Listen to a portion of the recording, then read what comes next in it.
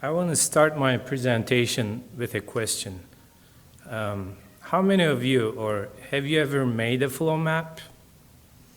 I know there are experts here, lots of experts, but yeah.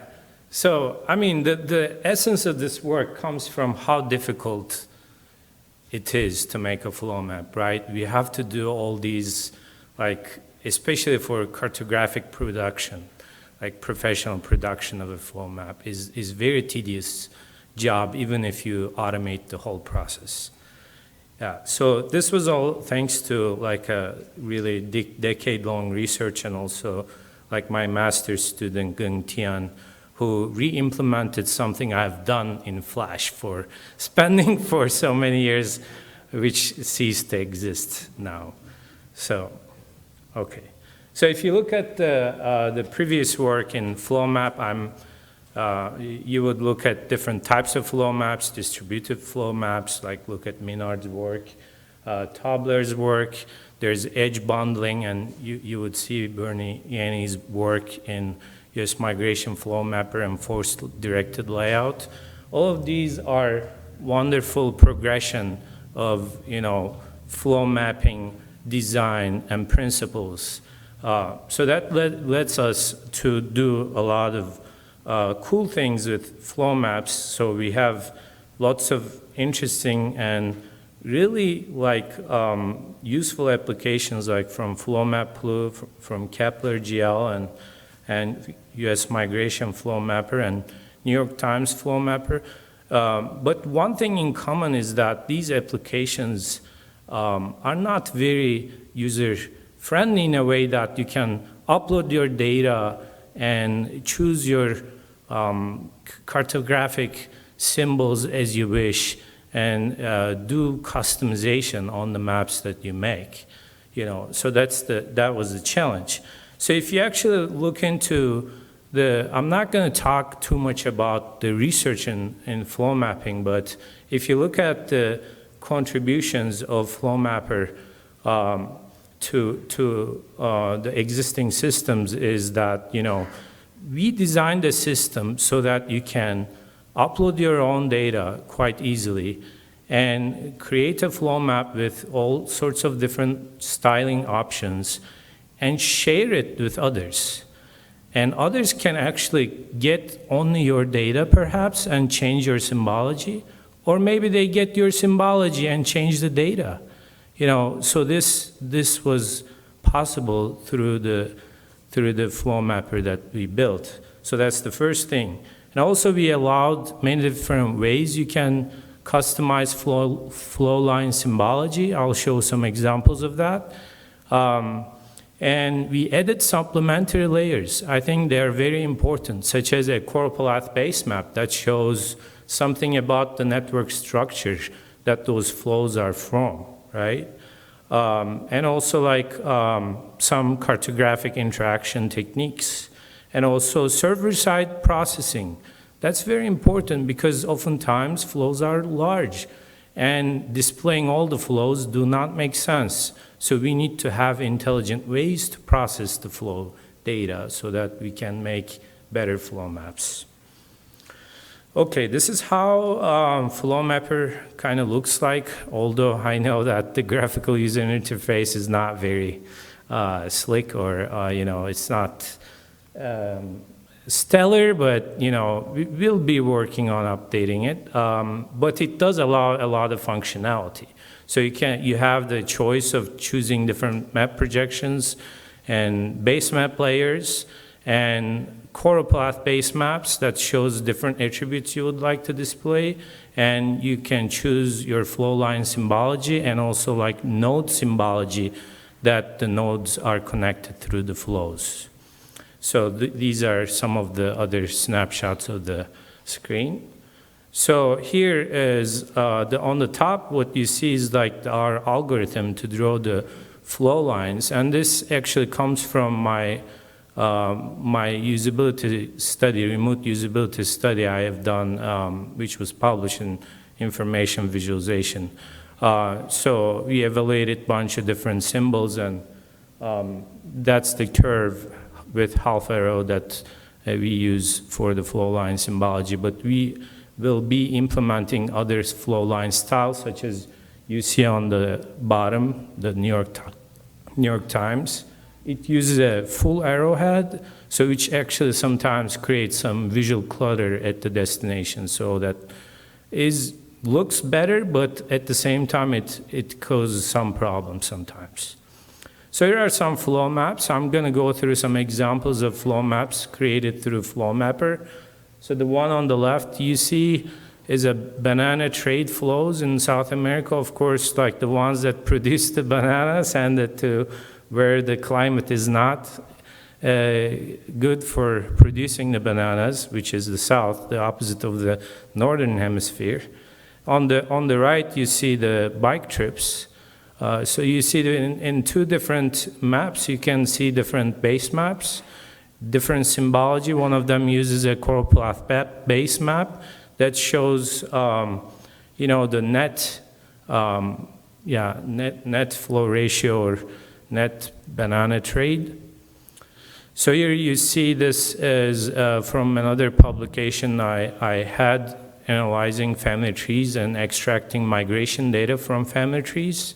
So it's actually integrated with lots of like computational approaches to really extract the migration data and be able to like analyze flow maps over time. So here's another flow map from SafeGraph mobility data, and this is from November 1st to December 31st, 2019. So you can say it's before COVID-19. So the reason I'm saying this is just because the next map, you'll see the blue regions are the areas that people actually go more so than, the red regions that people are leaving from.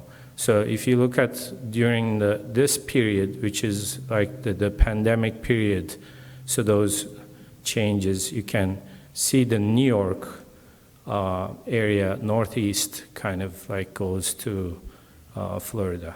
Anyways, I teach geovisualization, and this is from one of my students, which was so fascinating because I always study like human geography. I visualize human flows or commodity flows or information flows, but never really thought about like pollution. So this student actually visualizing agricultural runoff from each watershed and where they end up. So I think it struck me when I saw this, like, and it was like those moments when you teach, like, it just is so rewarding to see such a like creative flow map at the end of the semester. It was like so worth teaching the entire semester, although it's so difficult to do so, especially trying to like teach them web mapping skills alongside with cartographic principles. So who are the users of FlowMapper? So, till now, it hasn't been a year since we went online, but there's about almost 800 people have made flow maps. They spend on average like about 3 minutes. Of course, some of this is just one click, and there's, let's say if that's 20%, that's still like fairly large. But I would like this to be even larger so that we can, support even better additions or functions through FlowMapper. And they're from all over the world. So as you see, the US and China are the biggest as in relation to their population, of course, but and one thing about flow maps, okay, there are lots of challenges about flow maps. I can probably talk an hour here easily, but visual saliency. So when you think about like choropleth maps, you would immediately say, do not map row counts on choropleth maps, right? So we say that, I say that to my students in my Intro to GIS course, and also geovisualization course. But when you make a flow map, it's not very obvious that you don't, well, because these are symbols essentially, it kind of works like, you know, proportional symbols or graduated symbol map. So it is okay sort of to map row counts. But at the same time, the long distance flows are more visually salient. So what do you do about that, right? So it's not that, you know, easy to say or determine. It's still okay to map row flows, but there are also more clever ways to do this. And it's also, if you map the row flows, this is what you would see. You know, between 3,000 some counties, that's not large flow data, to be honest. So it's like, you know, you can have billions. So this is really not large flow data. But even this is like a mess, and it's hard to read. And if you see the orange, there's no legend, unfortunately, here, but all the orange colors are actually the red and orange are like higher volumes of flows. And guess where those places are? Big cities, right? With places with high population density.